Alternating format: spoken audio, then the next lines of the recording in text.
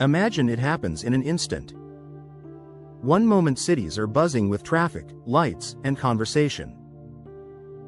The next, every human on Earth is simply gone.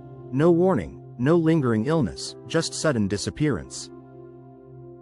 Buildings remain, machines keep humming for a few seconds, but the entire human race has vanished. What happens to the world we leave behind?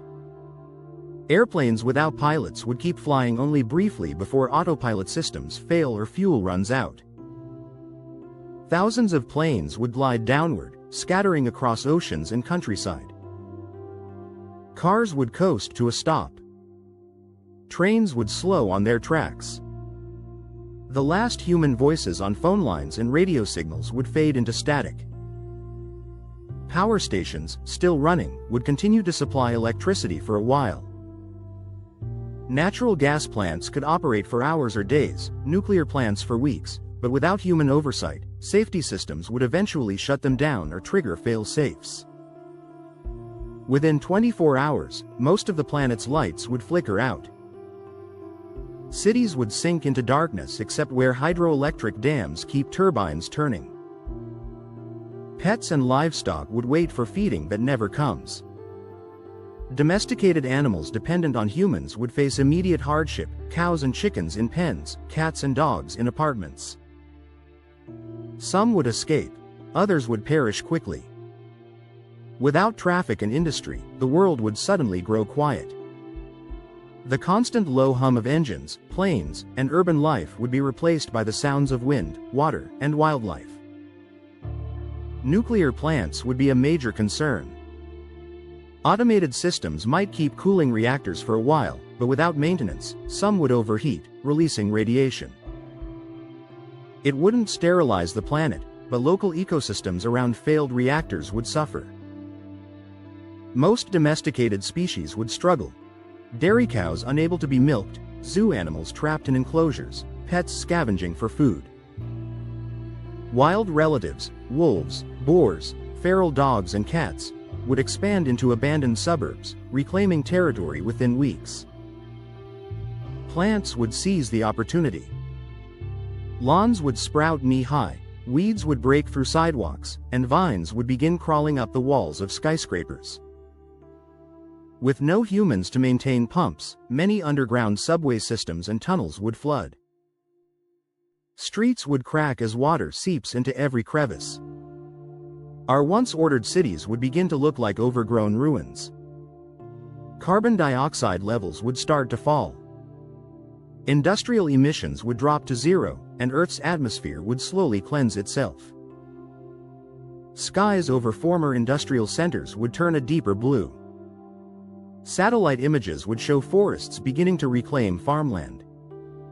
Migratory animals would thrive without hunters or roads to block their routes. Bird populations would soar. Wolves, bears, and big cats would spread into areas where they were long absent. After a few decades, many buildings would collapse as metal supports rust and freeze-thaw cycles split concrete. Iconic structures like the Eiffel Tower or Golden Gate Bridge might stand for centuries, but most suburbs would turn to forest and marshland. Domestic dog breeds would mix into new wild populations. Horses would roam plains once fenced for ranches. Elephants, if left from zoos and reserves, could establish herds in new continents. Without people to suppress fires, lightning strikes would ignite vast wildfires, reshaping landscapes and opening space for fresh ecosystems. The atmosphere would continue to stabilize. Within about a century, levels of greenhouse gases would drop toward pre-industrial levels. Global temperatures might slowly cool, though long-lived pollutants like plastics and some chemicals would linger.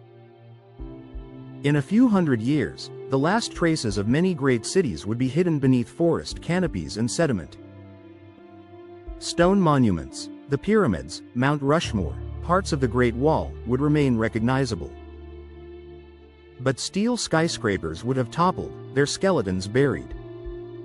Radio signals from our civilization would still travel through space, a faint expanding bubble announcing that intelligent life once lived here.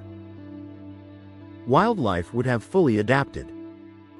New species would evolve to fill niches we once dominated.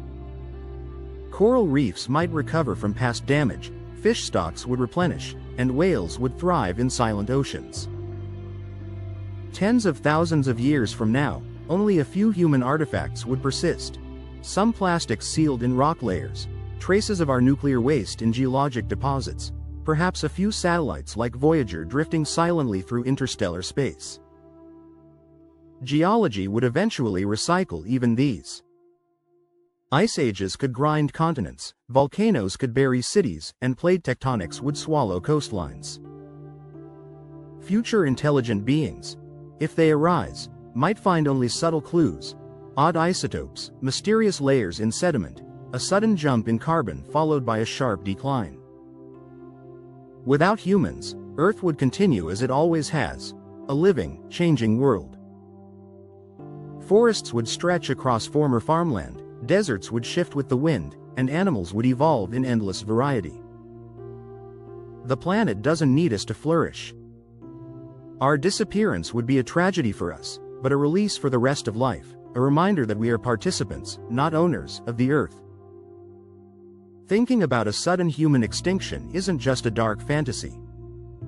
It highlights how much we shape, and sometimes strain, the ecosystems around us. Our cities, emissions, and industries leave powerful marks, but nature is resilient. Knowing that the planet could rebound without us can inspire a different perspective. Instead of imagining Earth after humanity, we can choose to build a future where people and nature thrive together, where our legacy isn't sudden disappearance but thoughtful stewardship. If humans vanished tomorrow, the world would mourn us for only a moment of geologic time.